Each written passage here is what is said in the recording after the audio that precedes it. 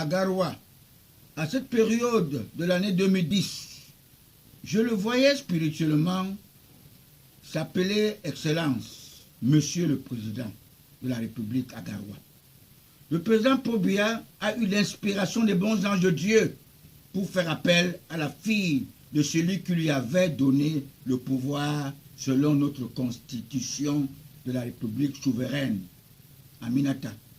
Elle est venue lever l'équivoque et placer ce président à la place qu'il mérite, la prison.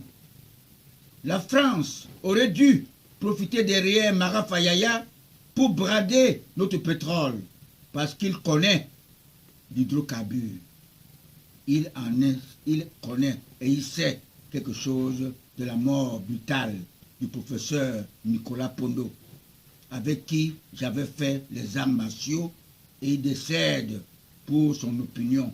Alors qu'aujourd'hui, dans le nouveau régime de l'homme du renouveau, nous avons la libre expression. Même les sans-caleçons parlent sans être inquiétés. Les Camerounais sont libres. Malheureusement, nous avons toujours les caciques de l'ancien régime qui sont dans le gouvernement de Paul Biya. Les partisans de Mara Fayaya sont dans le gouvernement. Les partisans des Bois Samuel, les gens de Konsamba, les postulants chefs d'État qui sont dans le gouvernement. Et même Daïs Mvondo. Et je crois vous avoir dit ceci, si l'un d'eux passait chef d'État, la capitale serait Mburuku Umfu. Parce qu'ils avaient l'esprit colonial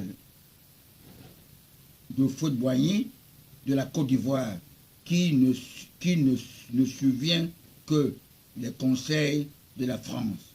Je peux vous rassurer que Paul Biya n'avait jamais milité dans notre parti UNC ou UC à l'époque.